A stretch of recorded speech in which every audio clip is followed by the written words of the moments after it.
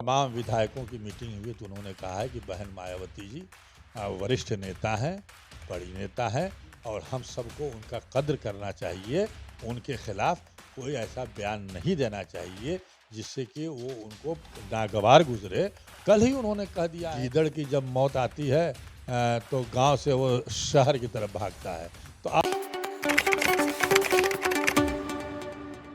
हाल है कि इंडिया गठबंधन में जिस तरह से अखिलेश यादव कहा जा रहा था कि जिस दिन बहन जी उसमें शामिल हो जाएंगी, अखिलेश यादव बाहर चले जाएंगे। और फिर से कल एक बयान वीडियो सामने आई थी कि अगर अखिलेश यादव बाहर आते हैं तो कई छोटे छोटे दल को लेकर के गठबंधन बनाएंगे। तो क्या लग रहा है कि इंडिया गठबंधन से अखिलेश यादव, क्योंकि आप सपा के नेता हैं तो शायद आपको कुछ जानकारी होगी ही, तो आपसे जानना चाहूँगा क्या सच में वो अखिलेश यादव इंडिया गठबंधन के साथ रहेंगे या फिर से बाहर जाकर के किसी छोटे मोटे दल से गठबंधन? देखिए, ये गोदी मीडिया है, जो पालतू मीडिया है ना, सांप्रदायिक मीडिया जो है, जिसको दरबारी मीडिया भी लोग कहते हैं, तो ये तरह तरह के अफवाह उड़ाते रहते हैं, ये बोलते रहते हैं। एनडीए में सीटों का बंटवारा नहीं हुआ तो उसके बारे में नहीं बोलेंगे, एक शब्द मुंह से नहीं निकलेगी। लेकिन इंडिया गठबंधन के बारे में इनके पेट में बहुत दर्द हो रहा है। कहीं से भी माननीय अखिलेश यादव जी इंडिया गठबंधन से बाहर नहीं होने जा रहे हैं। और कल ही उनका बयान आया है बहन मायावती जी के बारे में। तमाम विधायकों की मीटिंग हुई तो उन्होंने कहा है कि बहन मायावती जी वरिष्ठ नेता हैं, बड़ी नेता हैं और हम सबको उनका कद्र करना चाहिए। उनके खिलाफ कोई ऐसा बयान नहीं देना चाहिए जिससे कि वो उनको नागवार गुजरे।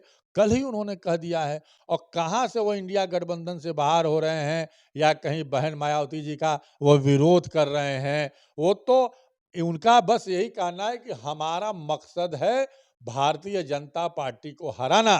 क्योंकि अगर भारतीय जनता पार्टी को हम एक होकर नहीं हराएंगे तो न संविधान बचेगा, न लोकतंत्र बचेगा।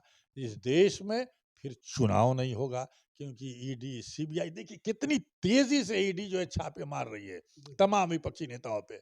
और तमाम इनके अंदर भ्रष्टाचारी जो हैं उनके खिलाफ कोई कार्रवाई नहीं हो रही है। और चुनाव जितने नजदीक आता जाएगा तमाम और लोगों के ऊपर ये कार्रवाई होगी। अभी लालू प्रसाद यादव जी से लेकर के तमाम हेमंत विश्वकर्मा से वो झारखंड के मुख्यमंत्री जो हैं सोरेन जी के साथ और केजरीवाल जी के साथ और तमाम और लोग, अभी शरद पवार जी के तमाम रिश्तेदारी में जो है तमाम उनके लोगों के यहाँ छापे पड़ रहे हैं। तो ये भाजपा बौखला गई है। उसको समझ में आ गया है कि हम 2024 लोकसभा के चुनाव में जीतने नहीं जा रहे हैं, इसलिए बौखला करके जो है ये कार्रवाई हो रही ना। एक कहावत है ना कि गीदड़ की जब मौत आती है तो गांव से वो शहर की तरफ भागता है।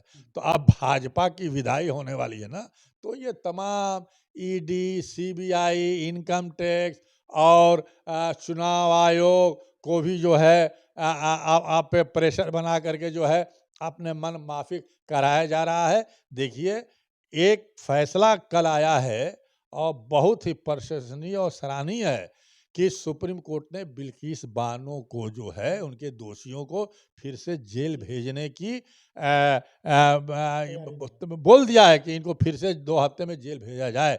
लेकिन फिर उस पे हमारे प्रधानमंत्री जी का एक ट्वीट नहीं आया। इनका सैकड़ों ट्वीट जो है राम मंदिर पे भजन गाने वालों का और तमाम मुद्दों पे आता है, लेकिन उस पे नहीं आएगा। लेकिन फिर ये जाएंगे लोग महाराष्ट्र कोर्ट में। और महाराष्ट्र में किसकी सरकार है?